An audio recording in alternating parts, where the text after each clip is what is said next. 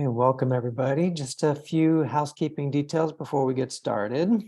First, we are being recorded. So if you want to ask questions or share ideas, but don't want your image to be captured, then you can keep your camera off. It's up to you. And if you don't want your voice to be captured either, then you can use the chat, and then either Ms. Ramirez or I can read your chat questions for the recording, so that people who are watching the recording can hear everything, because the chat doesn't go with the recording.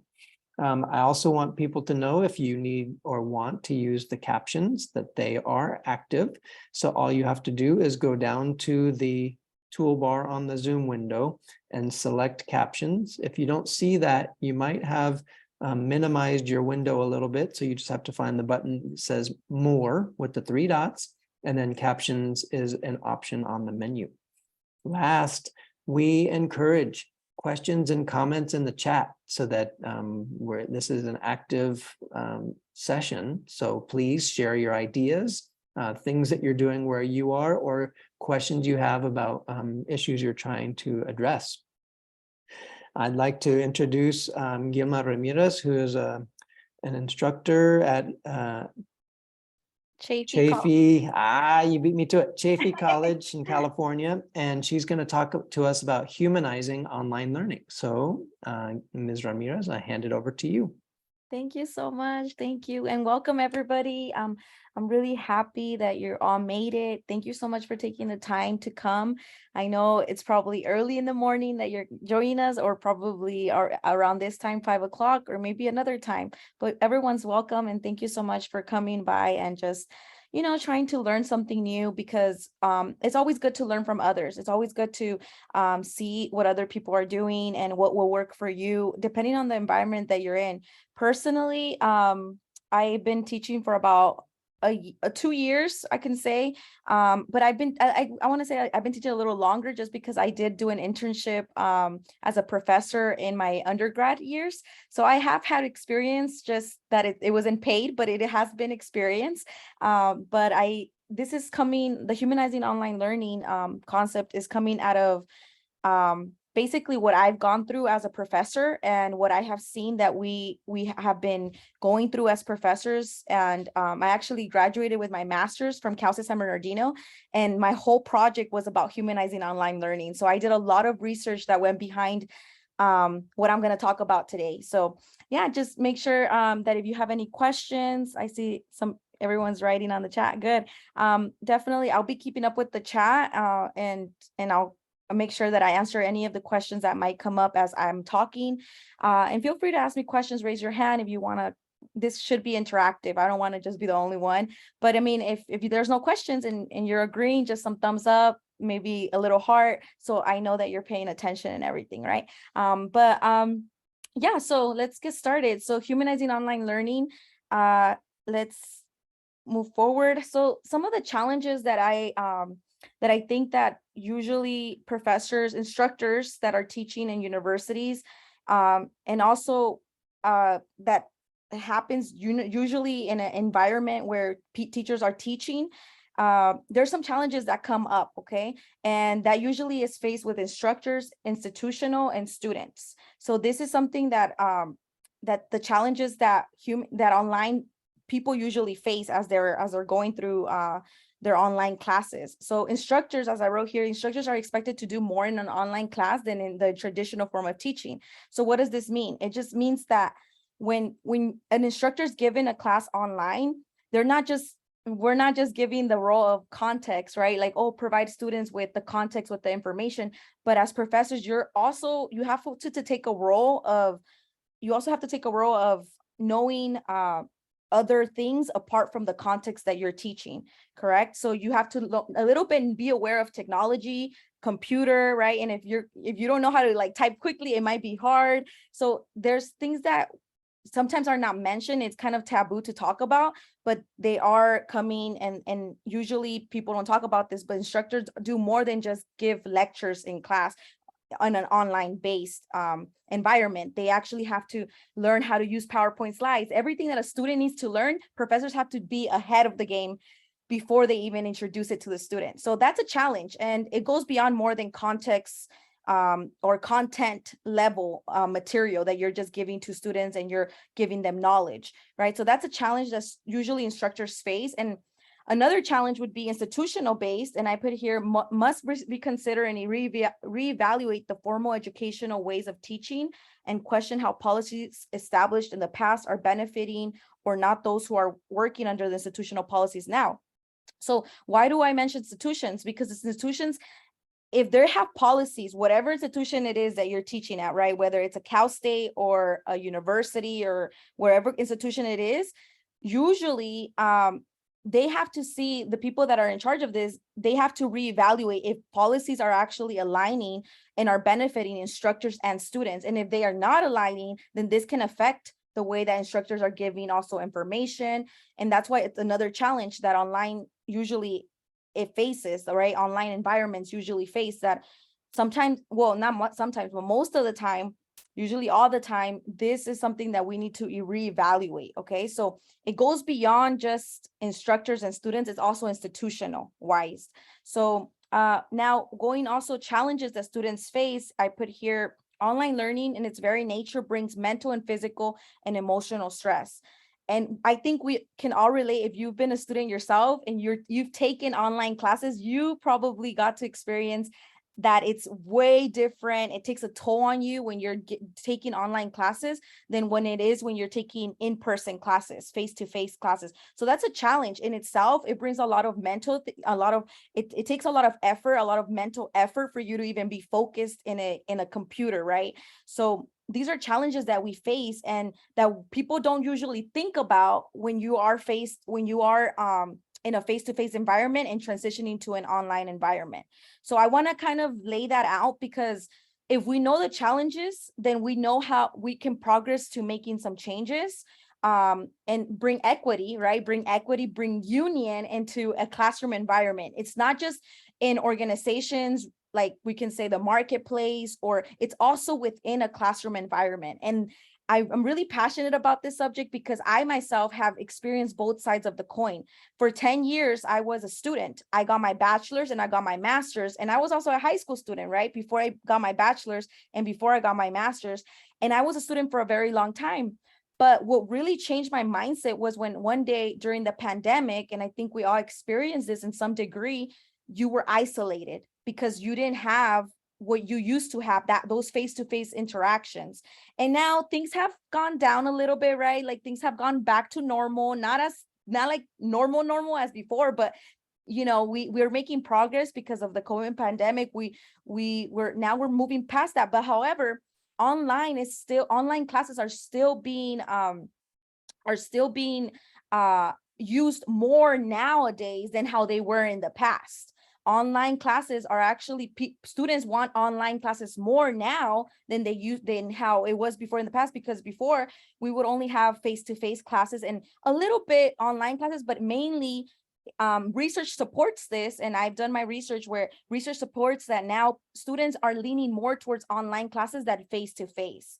So we need to be really prepared. And that's why I want to kind of emphasize before I get started and I start talking about what I'm going to talk about, but I want to emphasize that we really need to understand that we're making progress to teaching more online than for face-to-face. Yeah, I'm not going to say face-to-face is going to be disregarded, but we are moving towards that mentality that students are going to want to sign up for more online classes than actually attend in person. Okay.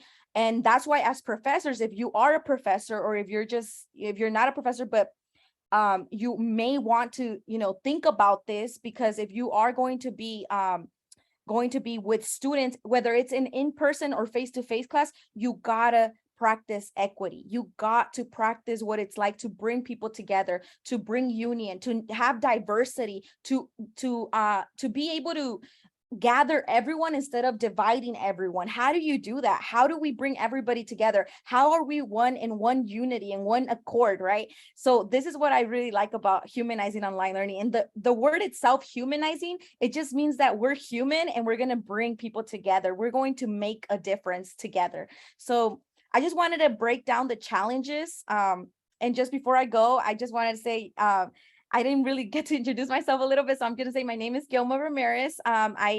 I definitely, like I said, I've been a professor. That's been my passion for a long time. Ever since I took my first communication class, I was like, I love this and I want to teach this. And I'm all about learning and teaching. So this has been my passion for the longest. And I want to be able to share with others what I've been seeing, what I've been noticing in my personal life as a professor, as an educator, and also as a student, because I don't think that the experience I had as a student was a waste of time. It was a time where I grew as a person, and now I am who I am because of what I've gone through. So this is a little bit of a part of my heart that I'm going to share with you all, and I hope you really enjoy. Okay, so we're going to move forward. So my goal by the end of this presentation is that you get to see that you will be able to enhance, okay? So you will be able to enhance the relationship between students and teachers in a socially distant world by humanizing online education. That's my goal. So I hope that by the end of this presentation, you're able to say, wow, I really do have the tools. I have what it takes to be able to bring a humanizing online form in an online environment. When I will be faced to maybe meet with students, I will be able to do this. Okay, so my goal is for you to be able to do this and do it strategically and well. So to maintain and continue, I'm going to read what my slides here say. To maintain and continue to build long-lasting professional, educational, and personal relationships in an online environment goes beyond the only course content materials presented at time, and moves to an educational experience that is cultivated through student-instructor community. So again, it's moved through in student-instructor community, okay? So it's more than just being sharing content as a professor. It's more than just doing that. It's saying, I want to build structure and community. But how do we go about these things, right? So that's my plan, is for you to be a little bit more aware of how you can go about building structure and student and instructor community, instead of you just being that person that's just going to be giving information as a professor. Because sometimes it can feel like that. It can feel like you're just pouring out, giving, and your students are observing, right? But you're not really, the class environment is not really engaging. Okay, so I'm going to show you. I have a couple people on the chat. Hello, welcome everyone. Everyone's just saying hello. Okay. Cool. So hopefully by the end, this is my goal for all of you.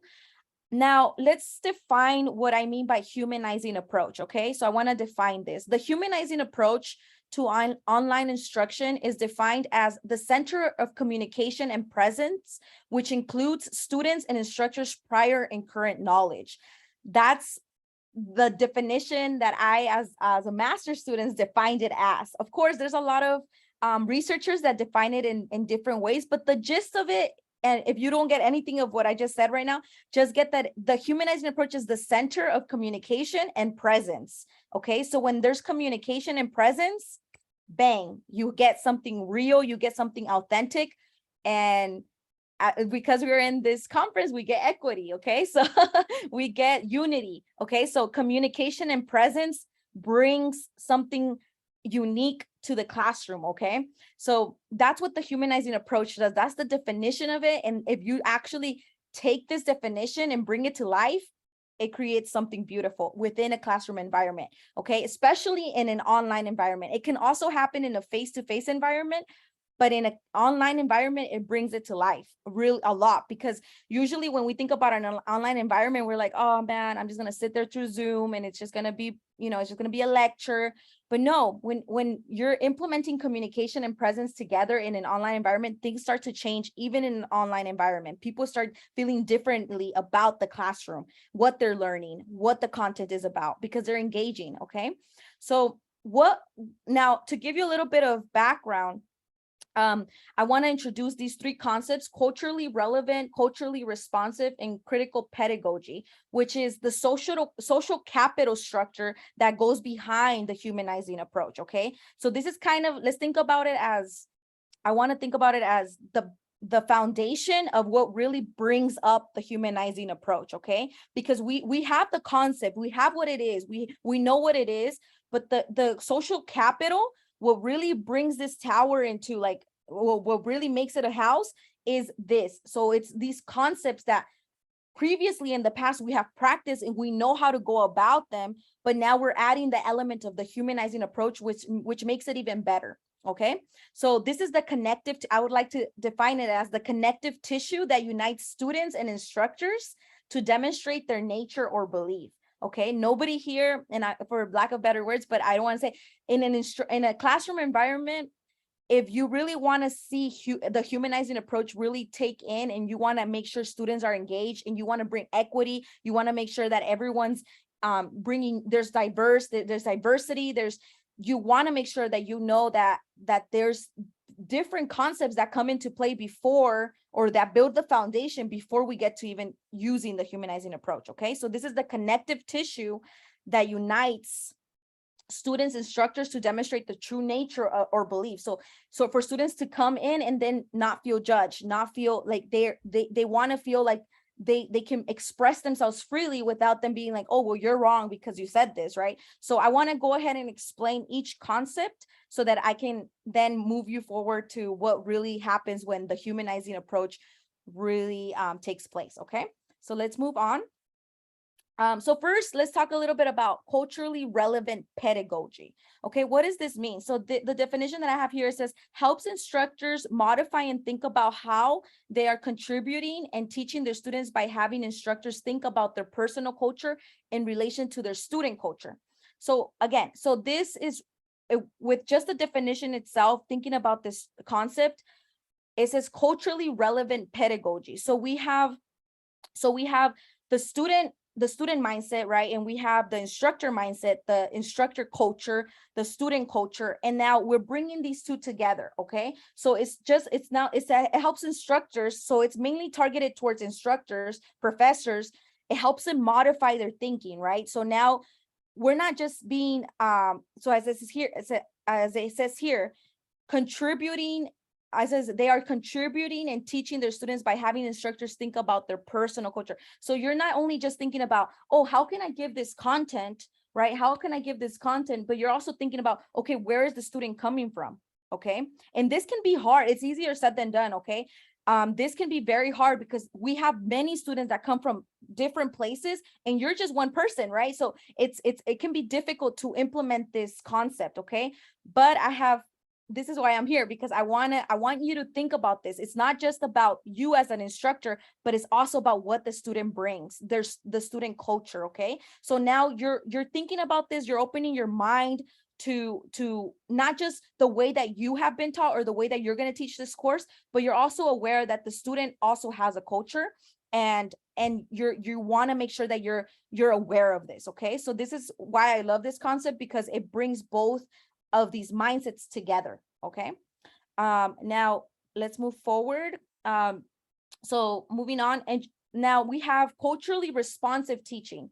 Okay, so according to the educator and researcher Gloria, in 1995, she introduced the term culturally relevant pedagogy to describe a form of teaching that includes culture as well as current and prior knowledge from involved students, which brings forth a more holistic environment. Okay, so a little bit more towards, it's linked towards relevant pedagogy, right? Culturally responsive teaching is linked to culturally relevant pedagogy. Why? Because now you're actually implementing, okay? You're not just knowing this as a concept, but you're implementing a holistic environment. You're saying, okay, I know that students have their own culture. Every student has their own culture. I have my own culture, but now how can I really make this environment happen? How can I include students' culture, be aware of this, because this is your audience that you're communicating to, but now you're implementing it. Okay, so it's how students are also taking this approach. So it's responsive. So students are actually in this concept, students are actually absorbing what you're saying, but they're also aware of their personal culture. So it's creating this environment. Okay. Now, the last one that I want to talk about is critical pedagogy. Okay, and what is this? This is social change takes place where students can be themselves in the place where students could exchange information without fear of judgment. Okay, and usually when you think about critical pedagogy, I want you to think power. Okay, as professors, you're given some type of of authority over the classroom. Does that mean you're going to take advantage of it in a way where you're not going to include students' culture, where you're not going to be you're not going to be creating that holistic environment? Of course not. We don't want to be dictators of the classroom. We want to be facilitators. We want to be people that are going to bring people together. And even though everybody has different cultures and environments, the question is, how are you going to use this? How are you going to use these different cultures and bring bring a unity, right? So when you think about critical pedagogy, I want you to think that there is power over professors over students. However, you want to use this power to facilitate and to improve that environment. You don't want to be having that mindset of, oh, student or being in the classroom and you're always the one as the professor giving information, and then students are kind of like, well, I don't agree with that, and then they leave it as that, and they don't even feel like the right to talk about why they don't agree. You see, this is what makes the difference between critical thinking and just giving information. I think that it's so important to incorporate students' thoughts, even if they don't agree with your maybe your stance of viewing material, because the challenge is to always include them no matter what, and in seeing the differences among people. I think that's why I really enjoy critical pedagogy, because I think that as professors, we have the ability of getting rid of judgment and saying, well, everybody has different points of views. That's what makes us humans. That's what we bring in, that holistic environment, right? Bringing that environment that's going to be supportive. So if you are a professor, you have a big responsibility and within a classroom to facilitate, right? To not use that power that you're giving to say, well, or not, maybe not verbally say it, because sometimes we don't verbally say it, but with our attitudes, our non-verbals, sometimes we are pushing students to not really critically think and be close-minded and be like, okay, well, I have to agree with the professor. No, you don't have to agree with the professor. I want to hear your thoughts too, correct? So you have to have that openness. But people are very good, and I want to just say this, people are very good at reading. They're very good at reading and they're really good at reading nonverbals, especially within a classroom with a professor. If they feel like they can't ask questions, they won't learn, and they will come out the same way that they entered in your classroom. And as professors, we don't want to do that. We want to make sure that we facilitate it correctly. And yes, we are given power and we have authority over students. And to some degree, I can say that. However, we need to learn how to holistically do this. How can we really bring equity to the classroom environment in an online course and also in a face-to-face environment?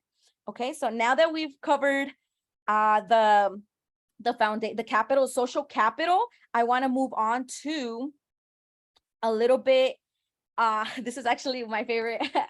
So the community of inquiry model. Okay, so this is what brings the humanizing approach to life. Okay, it literally brings it to life. Okay, and why do I say that? Because the community of inquiry model, and I just want to read what I have here, is a helpful lens. So think about the community inquiry model as literally like a type of glasses. You're putting on your glasses as a professor or as an instructor, as a facilitator, and you're looking at you're looking at it through the lens of the community inquiry model. It's a lens, okay? So you're putting on those glasses on, okay? And when that happens, what happens? So it enhances, okay, so what this is, it's a helpful lens to enhance and humanize the educational experience in an online class, okay? So it enhances, it makes you focus on certain things that are happening during the process of an online class, okay? So it represents creating a deep, meaningful, collaborative, constructive learning experience through developing 3 interdependent elements. What are these elements, you will ask? It's social, cognitive, and teaching presence, okay? So when you focus on these 3 elements within a classroom environment, there's outcomes. Okay, there's outcomes. What are the outcomes? The outcomes are that students feel validated. They don't just want to show up to your class because they're going to learn, but it's because they actually love your class. They actually are truly enjoying your class. Okay, so outcomes of validation and motivation come out of this. So it's like, you think about it as the baby's being boiled, right, created in the stomach, and now it's giving birth to validation and motivation. Okay, so now the baby's coming out and you're giving birth to validation and motivation. That's a little metaphor that I want to think about it, but that's what the community inquiry does. It gives you the lens to see social presence within the classroom, to focus on cognitive presence, and also to focus on teaching presence. And once you have those elements and you're seeing through those lenses, you will be able to say, wow, I am creating a humanizing approach, an equity type of environment, an environment where people can come be themselves and not feel judged, not feel like they don't belong here. But it's just everybody can bring something to the table, because we all have something to bring to the table. We have to have that mindset, correct? So let's move on a little bit. So this is actually a model that that I created, okay, and it's pink because my favorite color is pink. And so the community inquiry model, the first thing that I was letting you know about, it's a picture, a visual, so you can see it a little bit better. It's teaching presence. As you could see, the first circle that you see here is teaching presence. And then the second circle is cognitive presence. And then we have social presence. And through it all, they're all together, right? So they're intertwining. And it says educational experience. Okay, so this is a classroom experience, right? Educational experience.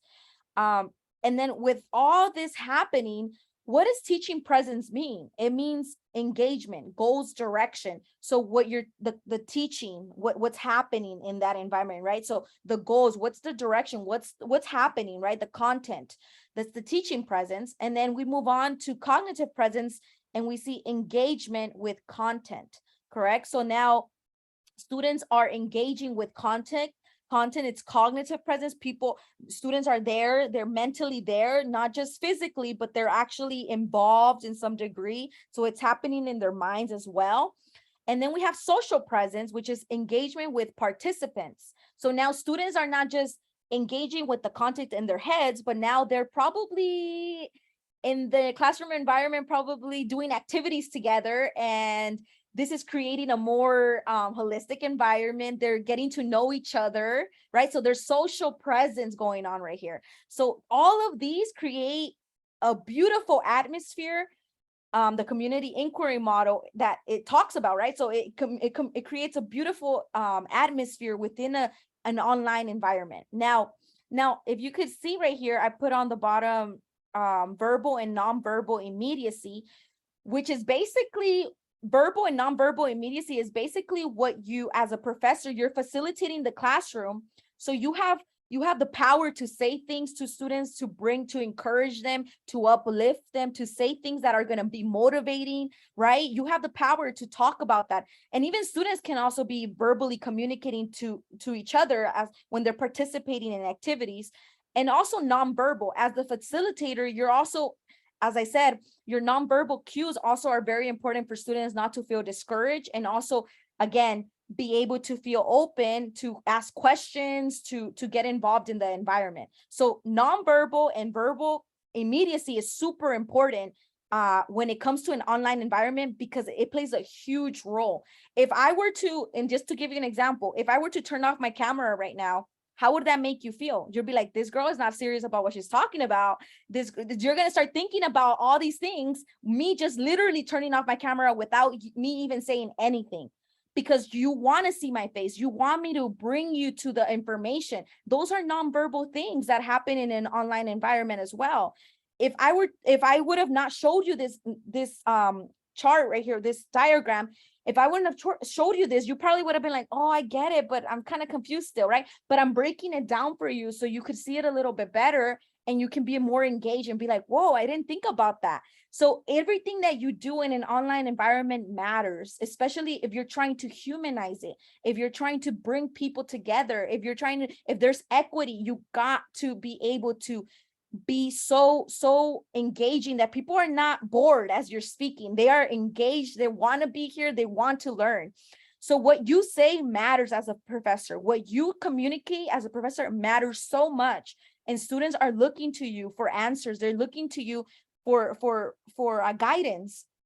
So here we have the do it for you. So this would be a verbal thing that you can probably say, or you're doing great, keep going, keep doing it. Wow, I didn't know that. I didn't know that this, don't, as a professor, we sometimes act like, we can come off as we know it all, but being very transparent and saying, actually, I don't know it all, and I do make mistakes. I'm not a robot, I'm a human being. Saying those things can actually make your students think like, wow, like this is actually a person. This is not someone that's just grading my papers, right? So this is going to really change the way that you are going to see your classroom in an online environment. And I encourage you to really take seriously your verbal and nonverbal cues, because that's really going to make a difference. Okay. So now that we see the community of inquiry model and how the humanizing approach really comes to life, let's continue a little bit. I want to give you all, before you leave, I know I don't want to waste anybody's time. I want to give you practical ways to implement how this can happen in the classroom environment. Okay. Most of us that are teaching, that are professors, have a syllabus. I actually think that language really matters when it comes to your courses. And if you haven't thought about this, now would be a great time to think about it. Okay. So now that you're going to be a little bit more aware. So a lot of us mention this, and we say, okay, class, the first day of class, we're covering syllabus, and students are like, if they're freshmen, because you got to know who your audience is, you got to know who you're teaching. If they're freshmen, most freshmen don't even know what a syllabus is. Okay. And they're confused. What is a syllabus? Like, especially if they're first year generational students that have never, their parents didn't go to college, they just gone to, they were accepted, they got in. You got to think about all these things as professors, right? So we really got to think about this. An example for language, in order for this to change, if you were to implement the humanizing approach and you're thinking about social presence, teaching presence, cognitive presence, you want to change the syllabus language or the concept and say, maybe I'm not going to use syllabus, I'm going to use a course. Maybe I'm going to change it to course guide. That's a little bit more explanatory, right? People are going to understand that a little bit more. So instead of calling it a syllabus, you can say course guide. Language matters. Verbal communication, written communication matters. And I think that sometimes students are like, oh, wow, I didn't know that. Like, I didn't know syllabus meant course guide. Like, it's like a layout of all the information that you're going to be giving us throughout the year, or throughout the semester. So here, so I want us to make, and I bring this example up because I want you to see how you're writing things down, even in your syllabus, even in your course guide. Changing those things, even though it might be like, oh, that's so insignificant. No, it is significant. It's not insignificant. It's significant because when students read this, they're like, wow, this is actually going to make a difference. Like, this professor is actually approachable. And another word that comes to mind is, for example, students sometimes you want to, like, sometimes I see in a lot of professors, and even in my own, sometimes I've also written grade standards. So this is where the grade standards are. Instead of having grade standards, why don't we make it a little bit more humanizing and we say measures? This is how you're going to be measured. So it comes off a little bit more lenient than saying, like, this is a standard. This is a standard you need to meet in order to get an A. No, this is the measure. This is the measure you need to meet in order to, you see, the language matters in how we're communicating. We want to see that change. Okay. We want to see that change in our students, that they're not feeling like this is a stressful class. This is not a stressful class. That's what you want to give. You want to say, this is a beautiful class where you're going to enjoy it. You're going to learn, you're going to be challenged, but we're going to make progress, because it's not about perfection. It's about progress. Correct. So we want to make sure that we're changing. We're looking at how we're really approaching our course guide, our syllabus, and we're making those changes that we need. Okay. Another way that we can really also implement this is Jamboard. So the Jamboard is found on, if you've never tried Jamboard, it's called, it's found on Google, I think it's on Google. Yeah, it's on Google. And we have yes. So I use grade goals, but measures works well. Yes, that's good. Goals. I love that word, Greg. I really like the word goals because it just shows that there's something to aim for. But if you just put grade standards, it's kind of hard for students to be like, dang, like it comes out a little bit harsh. Okay, so you want to be careful in how you use these words. Okay, use your words wisely. That's what I want to say, because sometimes we use words in our syllabus that seem super intimidating, and students get very intimidated. When you see the syllabus, that's the first thing you see. So they don't want to, they're already freaking out the first day of class. And the one thing that we don't want to do is cause more anxiety than what we're already experiencing, correct? A lot of things already happen in our world, so we don't want to be causing more anxiety.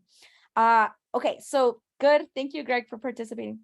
Now we have Jamboard and music. These are ways to interact. So how can we create social presence? Well, using activities that bring people together. So a Jamboard, the Jamboard does, if you can find it in Google, Google Docs, or yeah, it would be Google Docs, or Google has options of Jamboard. It's an icon that says Jamboard, and if you click on that Jamboard, you can actually give access to all of your students so that they can post like different pictures of something that they're going through. Maybe that could be like an icebreaker before your class even begins. And that creates social presence within an online environment. Okay, it creates social presence because it brings people together within an online environment. Yes, there's the thank you so much. Thank you. Yeah, so it brings people together, and it just makes students feel like, wow, I actually get to share what I'm going through. I'm not alone through this. Maybe someone is like, the question could be like, how was your weekend? And everybody's gonna be like sad, happy, and then everything's placed in this Jamboard that everybody could see. And now people can interact and be like, oh, I went through the same thing. Or you know what, I like the same restaurant as you. Or you know what, I like puppies too. Or I like the same snacks as you. So people are genuinely live. It's happening. People are being able to interact. It's not boring. And it's just happening within an online environment, and our students are feeling very satisfied as they leave your classroom. Another way would be music. So making sure you have a song of the day. It doesn't have to be with lyrics. It could just be hyped up, happy music, vibes. And it could just be a way for students to just be like, oh, wow, like this is not going to be a boring class. Like we're getting ready to have like a good class. So it sets the atmosphere, and having like different days for students to choose music would also be a great idea. So as long as you let them know, of course, y'all, like let them know and be like, make sure it's not inappropriate, make sure it's not gonna cursing, right? We don't want to cause any negativity, and make sure that you're facilitating that environment so students be like, okay, I need to pick a good song, but of course keep it PG-13. So as long as you're doing that, students will be okay with that. But let me tell you something. This is going to take effort in your part if you want to be that professor that goes out of your way for your students. It's going to take effort, okay? It's going to take for you to be a little bit more engaging. And I know as professors, we can get very we get busy grading, we get busy, and it's hard. But this is why I want to give you practical implements. I want you to start noticing what are some simple changes that you can start doing within an online environment that's going to enhance your class to creating that humanizing atmosphere, and also creating equity within a classroom environment. Okay, so the last one that I have is reflection time. And this is beautiful because during the reflection time, you can ask students like, put 3 emojis that describe your mood. And then everybody starts sharing, and then you start sharing as well. And people will start opening up a little bit more and be more engaging. And this also creates cognitive, social, and teaching presence because you're there facilitating the environment as they're presenting, okay? And then purpose for every task. We have so let's just say for reflection time, we're really what you want to do for purpose for every task is that every time you give them an assignment or a thing, I wouldn't even mention, I would an assignment that is due or that they have to do, what I would say is before you give them the assignment, you would create a purpose statement and tell them, hey, these are the specific reasons why I'm having you create this assignment. And I want you to be able to meet the purpose, okay? Like you're not wasting your time as you're doing this assignment. Sometimes as professors, we're caught up in just giving assignments and not having purpose behind them. Like, oh yeah, you have to do it because you have to get these. It's more than beyond points. it goes beyond more points. It's based on what is the purpose behind this assignment. Why do you want to do, why do you want to make sure that you do your best work? So having that purpose statement is incredible, and it makes a difference when students are approaching assignments that they gotta get done, because it motivates them to see, like, I'm doing this not just for myself, I'm doing it to improve myself, improve my future, improve the life of my parents, improve the life of, right? So there's a bigger goal in that assignment. It's not just completing it for points. And you want to make sure you do this so that students feel like, okay, no, I'm not just completing things because I just want to get points, but I'm completing that because there's a bigger purpose. Okay. And as a facilitator, as that professor, you want to make sure that it's your job to facilitate it correctly and say, okay, we have to get things done. We have to cover chapter 1, chapter 2, chapter 3. However, we want to make sure that for every chapter we get the purpose. We know what the purpose is and why we're doing it. Not just the how or the when we're going to get it done, how we're going to get it done, but the why behind everything. Okay. That's what the purpose does. It creates that why. Why am I doing this? What's the purpose behind this? So that students feel then motivated. Okay. So that has been my presentation. That's what humanizing online learning is. That's how we can create a holistic environment, an environment when everyone is involved. And thank you so much for paying attention. I don't know if anyone has questions. We have 5 minutes. If folks do have questions, you can put them in the chat, raise your hand, or just turn on your microphone and shout it out.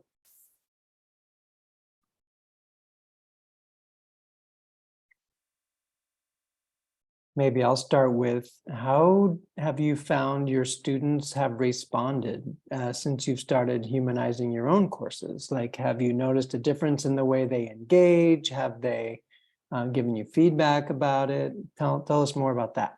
Yes. So the way it's little by little, because these changes don't happen right away, especially if we're very busy. I know professors, we do research, we do many things. One of the things that I really enjoyed when I've been implementing this as these past 2 years, it's just students' feedback. I always, before the class ends, I always let them know, hey, pass me the note, share with me comments, tell me what did you like about today's class? What didn't you like? What did you think? So people, they're very expressive, and you might think like, oh no, nobody likes to talk, but students actually like to give their feedback. And they're like, Ms. Ramirez, when students don't raise their hand, they get the opportunity to actually write it down on a note, or write it down through the chat privately and saying, Ms. Ramirez, I didn't understand this. Like, can you go over this concept again? Or can we, so they usually, students that are struggling won't struggle any longer, because they're able to, they know that they can come to me with those questions, so they don't feel stuck. And that's what happens, that usually when students start doing, like, their grade starts reflecting poorly, it's because they haven't really understood the material. Not that they're not capable, it's just that they have questions that have not been answered and they feel stuck. So I've been noticing that with the humanizing approach and the community of inquiry model, when I've implemented it, students feel like they can count on me to be there as a professor, and not be there as an authority figure, but be there as like, I can actually ask her privately my question, and it's going to get answered. So I don't have to be scared, because most students are scared to ask questions. And they really have a big respect for professors, and this is beautiful, but at the same time, it can harm the classroom environment. It can harm their grade. It can harm who they are if we're not giving them that space to really freely communicate with us. Nice, thank you.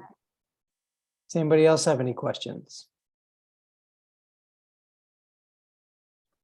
I'm getting some kudos in the chat. People are appreciating that you're sharing these resources. And if you want to share the slides, let me know, and we can post them on the website along with the link to the recording. Yes, of course. Speaking of the recordings, let me pop the link in the chat for people so they know where to go look. We are going to take a little time to make sure that the captions are accurate, but once we do, we will put out a note to everyone letting them know where they can find the sessions that they loved or missed because it was when they were commuting back home, or who knows what, or if for Jason in Guam, maybe it's when he was getting up for breakfast. We don't want people to have to get up at 1 a.m. when we're starting to catch the session. So thank you so much, Ms. Ramirez, for your session on humanizing online learning. I learned a lot, and I expect I'm going to take some of these tips and put them into my own course. And then everybody, we hope to see you again tomorrow. I'm going to put the link to the schedule at a glance, because we are going to start at, I think tomorrow is 8 a.m. Pacific, which is nighttime in Europe and very early for our folks on the Pacific Rim. So let's see here. Yes. Thank you, everyone. See you soon. Thanks. Yeah.